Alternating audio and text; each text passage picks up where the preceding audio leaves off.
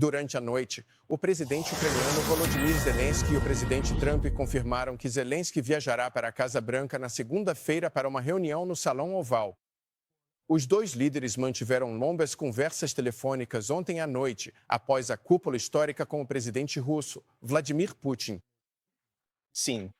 Zelensky diz que recebeu sinais positivos dos Estados Unidos para garantir a segurança do país. Exatamente. Isso acontece depois que Trump e Putin se encontraram ontem no Alasca para uma negociação presencial muito rara. O presidente descreveu a reunião de alto risco com Putin como um 10 e, em seguida, postou no Truth Social esta manhã dizendo, abre aspas, foi determinado por todos que a melhor maneira de acabar com a guerra horrível entre Rússia e Ucrânia é ir diretamente para um acordo de paz e não apenas para um acordo de cessar-fogo, que muitas vezes não se sustenta. Rebeca Casteira está ao vivo de Washington com as últimas informações da cúpula. Bom dia, Rebeca. Charlie, bom dia. Por enquanto, Trump está compartilhando pouquíssimos detalhes sobre o que discutiu com Putin para não atrapalhar o acordo enquanto ele está sendo feito. Tudo começou ontem com bombardeiros B-2 e caças sobrevoando os líderes mundiais na pista de pouso no Alasca, uma oportunidade para os Estados Unidos mostrarem nossa força militar. Putin e o presidente Trump se reuniram por cerca de 3 horas e dizem que muitos detalhes sobre a Ucrânia foram acordados, mas ainda não chegaram lá. Putin, no entanto, fez essa admissão surpreendente. Hoje, quando o presidente Trump disse que, se ele fosse o presidente naquela época, não haveria guerra. E tenho quase certeza de que realmente seria assim. Posso confirmar isso. Acho que, no geral, eu e o presidente Trump construímos um contato muito bom, profissional e confiável. O então presidente, Trump respondeu à confissão de Putin.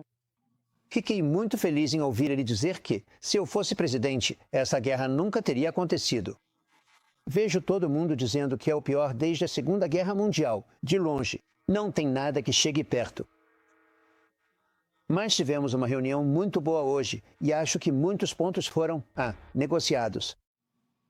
A declaração de Putin vem enquanto Trump conta a Bret Baier, da Fox, que o presidente chinês Xi Jinping garantiu que não invadiria Taiwan durante seu mandato. Mesmo que um acordo de paz na Ucrânia ainda não tenha sido alcançado, alguns parlamentares já estão defendendo que Trump receba o Prêmio Nobel da Paz. O congressista Andy Obres escreveu, hoje, o presidente Trump fez o que nenhum líder conseguiu, trouxe a Rússia e os Estados Unidos de volta à mesa de negociações. Dos acordos de Abraão à Coreia do Norte, seu histórico é de paz pela força. Estou elaborando sua indicação ao Prêmio Nobel da Paz agora. Fiquem ligados. E ficaremos atentos para ver se Trump consegue levar isso até a linha de chegada. De volta a vocês. Obrigada, Rebeca. Obrigada, Rebeca. Ontem foi um dia verdadeiramente histórico, extraordinário. E eu tenho que dizer que, sabe, o presidente Putin chegando ao Alasca, o primeiro presidente russo a visitar o Alasca, o que é meio extraordinário considerando a história desse pedaço de terra entre os Estados Unidos e a Rússia, que, na verdade, fica a apenas alguns quilômetros da Rússia. Para ele pousar lá e em um momento, pelo que você está vendo na tela ali, enquanto eles estão prestes a subir no palco, é quando aquele bombardeiro B-2 com os F-35S vem rugindo. E você tem que pensar que houve um momento ali em que Putin estava se perguntando, ok, espere, o que está para acontecer? Certo. Bem, você sabe, você também pode imaginar que Donald Trump, que o presidente Trump, que é muito, ciente de como as coisas parecem. Sim. Ele é um produtor de coração. Sim. E então, você mencionou, sabe, os bombardeiros chegando. Estamos analisando isso agora. Mas também, a primeira coisa que notei foi que Donald Trump, ou o presidente Trump, fez Putin caminhar em sua direção. Ok. E então, o presidente Trump tinha um tapete vermelho gigante e Putin tinha uma pequena faixa para percorrer. Você intercedeu isso? Você sabe, você tinha que saber que o presidente Trump disse: certifique-se de que meu tapete vermelho seja muito maior do que o tapete vermelho dele. E isso também foi algo a ser observado. Mas ouça, ele disse que a reunião foi calorosa. Ele deu nota 10. A propósito, ele também mencionou quão quente é o nosso país. Várias vezes em tudo isso. E então disse: escute. Agora cada Zelensky resolver isso. Sim. E quando o presidente Trump, obviamente ele se sentou com Sean Hannity e conversou sobre isso bastante tempo. Eu estava de plantão para o programa, então pude assistir quase em tempo real. E uma coisa sobre isso é que o presidente Trump entrou nessa entrevista com energia. Ele entrou, aparentemente otimista, claro, cautelosamente otimista, mas isso é só uma parte da entrevista. O que ele disse ao Sean Hannity sobre você sabe, os Estados Unidos e a Rússia daqui para frente. Eu sempre tive um ótimo relacionamento com o presidente Putin e teríamos feito grandes coisas juntos em termos de, você sabe, a terra deles é incrível. Os minerais raros, o petróleo, gás, tudo é impressionante. É a maior extensão de terra do mundo. Essa guerra nunca deveria ter acontecido. Sabe, muitas guerras nunca deveriam ter acontecido. Ele aproximou a China e a Rússia. Isso não é bom. Se você é apenas um estudante iniciante de história, essa é a única coisa que você não quer fazer, porque eles são basicamente inimigos naturais. A Rússia tem enormes quantidades de terra. A China tem uma quantidade enorme de pessoas. E a China precisa de terras da Rússia. Mas, por pura estupidez, eles foram levados juntos. Ok, então eu adoro nessa entrevista que imediatamente o presidente Trump começa a falar sobre o elefante na sala, que é a China. Sim. É o verdadeiro inimigo da América nessa situação e a ironia de que essa guerra acabou unindo esses dois. Mas antes de a gente dissecar a parte da China, que eu acho extremamente importante, vamos falar sobre o fato de que essa entrevista com o Sean Hannity, o nosso próprio Sean Hannity, aconteceu minutos depois dessa reunião. Na mesma sala.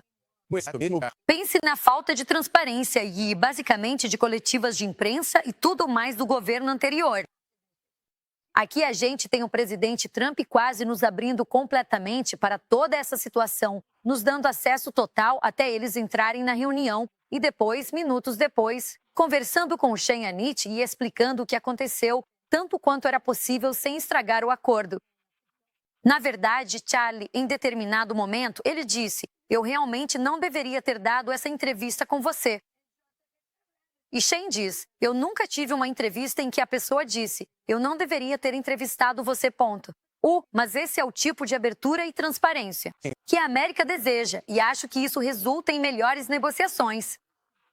Sabe, você tem que acreditar que o Putin viu que o presidente Trump é a mesma pessoa naquela reunião que ele é no Sean Hannity. E é assim que você começa a construir confiança.